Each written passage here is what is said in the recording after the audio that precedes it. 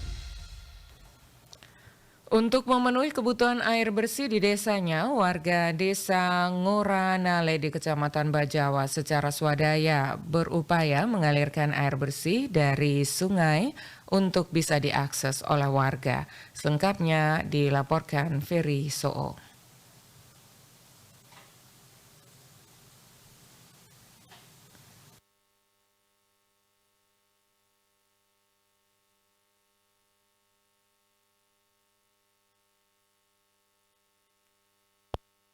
Ngerjakan ini kami pakai swadaya, kumpul dari masyarakat. Dengan memanfaatkan aliran sungai yang ada di desanya, warga Desa Ngoranale, Kecamatan Bajawa bekerja keras untuk dapat mengalirkan air bersih menuju pemukiman warga yang berjarak 2 km dengan memanfaatkan kemiringan tanah untuk memudahkan air mengalir lancar ke desa. Lokasi mata air yang jauh dari pemukiman dan berada di tengah hutan bambu membutuhkan perawatan serta pengembangan lanjutan termasuk ketersediaan bak penampungan air di desa agar bisa diakses semua warga yang membutuhkan air bersih. Air yang dialirkan melalui pipa hasil swadaya masyarakat ini mengalami 5 kali proses penyaringan yang terbuat dari tumpukan ijuk dan material bebatuan dari ukuran besar sampai dengan berbentuk kerikil sehingga air akan dikonsumsi oleh warga yang sudah dalam keadaan jernih dan layak untuk dikonsumsi. Salah seorang tokoh masyarakat Desa Ngoranale, Petrus Mita menjelaskan bahwa pemenuhan air bersih melalui swadaya masyarakat dilakukan untuk bisa mengatasi kebutuhan air yang tinggi oleh masyarakat walau hingga saat ini masih terkendala dengan belum adanya bak penampungan di desa. Kami buat kaptering untuk membendung supaya orang Ngoranale, Desa Ngoranale bisa mendapat air bersih. Kami bendung air kali, jadi air kali ini kami bendung secara baik, secara profesional, terus kami alirkan ke Desa Ngoranale. Mengerjakan ini kami pakai swadaya, kumpul dari masyarakat dengan besar 50.000 per jiwa. Dari 0 tahun sampai lanjut usia. Besok lusa, anak-anak cucu akan menikmati air bersih yang ada sekarang ini. Sejauh ini warga sangat berharap akan bantuan dan perhatian pemerintah untuk penyediaan bak penampungan air yang layak sehingga akan dilanjuti dengan pemasangan saluran pipa ke semua rumah warga untuk memudahkan pemenuhan kebutuhan air bersih bagi keluarga. RRI ND Ferry Soo melaporkan. Anda sedang mendengarkan Warta Berita RRI ND. Satpol PP ingatkan masyarakat untuk tidak parkir kendaraan roda 2 di trotoar jalan di Labuan Bajo. Laporan disampaikan Epi Wahab. Maraknya pengguna kendaraan yang memarkirkan kendaraan khususnya roda 2 di area trotoar dalam kota Labuan Bajo, Kabupaten Manggarai Barat, Nusa Tenggara Timur, pemerintah Kabupaten Manggarai Barat melalui Satuan Polisi Pamong Praja mengingatkan dan menghimbau para pengendara untuk meningkatkan kesadaran untuk tidak memarkirkan kendaraan di area milik jalan yakni trotoar. Hal ini disampaikan langsung oleh Kepala Satpol PP Yeremias Ontong kepada RRI. Himbauan kepada semua pemilik kendaraan dihimbau untuk tidak memarkir kendaraannya di trotoar. Tentu kami dalam pelaksanaan kegiatan operasi kami selalu menghimbau untuk mengingatkan para pengguna pemilik kendaraan untuk tidak memanfaatkan area trotoar untuk parkir kendaraan. Dia menambahkan trotoar jalan merupakan bagian dari daerah milik jalan yang tidak diperbolehkan untuk melakukan aktivitas lain seperti parkir kendaraan maupun berjualan. Trotoar itu merupakan bagian dari daerah milik jalan, badan jalan, trotoar dan selokan. Oleh karena itu dalam aturan dan perdanya tidak boleh menggunakan daerah milik jalan itu untuk aktivitas lain seperti parkir kendaraan ataupun untuk berjualan, kuliner dan sebagainya. Tentu dalam hal ini pemerintah Kabupaten Manggarai Barat melalui Satpol PP akan terus lakukan himbauan kepada masyarakat dan harapkan kesadaran dari masyarakat, terutama pengendara roda 2 agar tidak gunakan trotoar jalan untuk memarkirkan kendaraannya. Pihaknya selama ini juga telah rutin lakukan patroli selain untuk memantau ketertiban juga untuk memantau pengendara yang masih memarkirkan kendaraannya di trotoar. Dari Labuan Bajo, Epi Wahab melaporkan.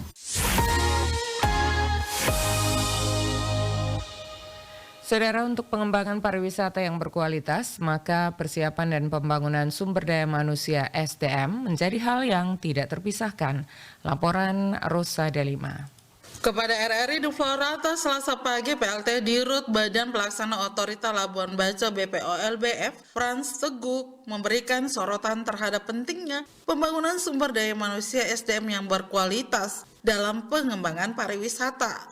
Menurutnya, pariwisata yang berkualitas menjadi alasan dibalik dorongan untuk mendirikan lembaga pendidikan di Labuan Bajo, Flores, Nusa Tenggara Timur. Frans Teguh menegaskan perlu komitmen yang jelas antara berbagai pihak termasuk pemerintah pusat, provinsi, dan kabupaten. Salah satu kriteria yang harus dipenuhi dalam persiapan adalah ketersediaan lahan untuk pembangunan gedung dan fasilitas pendidikan pariwisata. Dia mengungkapkan upaya tim khusus dalam memastikan tersedia lahan yang jelas dan bersih agar bisa memulai proses selanjutnya. Sebanyak 20 hektar lahan harus disediakan oleh pemerintah daerah, khususnya Pemkab Manggarai Barat. Langkah selanjutnya akan melibatkan kerja teknis untuk memetakan dan memvalidasi lahan tersebut guna legalitas pembangunan kampus pariwisata. Sekitar 20 hektar yang harus disiapkan oleh pemerintah daerah, dan ini memang pemerintah daerah khususnya Kabupaten Manggarai sebetulnya sudah menentukan indikasi lahan, dan kami kira ini berarti ada kerja-kerja yang lebih teknis yang harus dilakukan. Frans juga menekankan pentingnya pendidikan yang mempersiapkan SDM lokal dengan kompetensi yang memadai melalui pendekatan akademik, keterampilan, dan etika. Sebetulnya yang menjadi konsen kita itu adalah bagaimana tenaga kerja pariwisata ini bisa disuplai secara lebih dominan oleh masyarakat lokal atau masyarakat setempat. Frans berharap seluruh pihak terkait memiliki komitmen yang sama untuk mendorong pembangunan lembaga pendidikan pariwisata yang berkualitas di NTT karena akan menjadi kontribusi besar terhadap peningkatan kesejahteraan masyarakat melalui ekosistem pariwisata yang berkembang. RRI Ende Rosa Dalima melaporkan.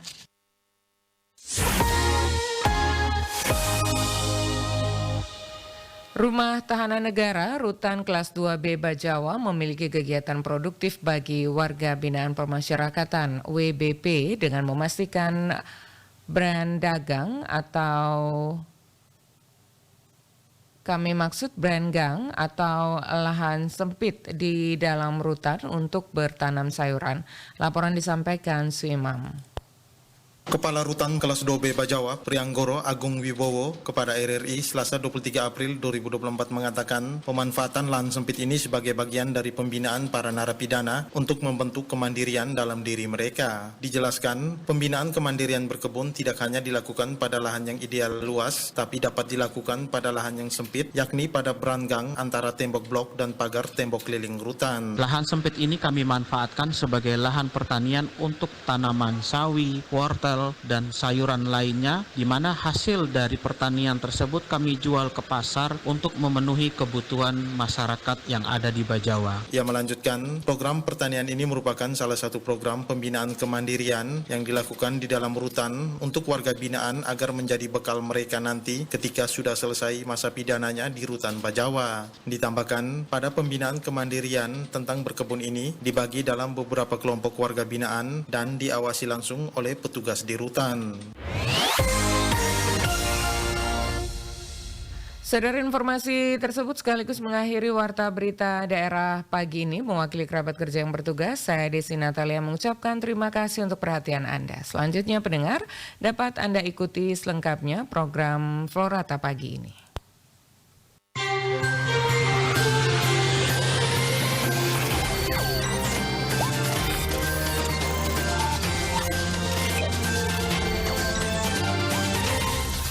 Terima kasih Anda telah mengikuti Warta Berita RRI ND.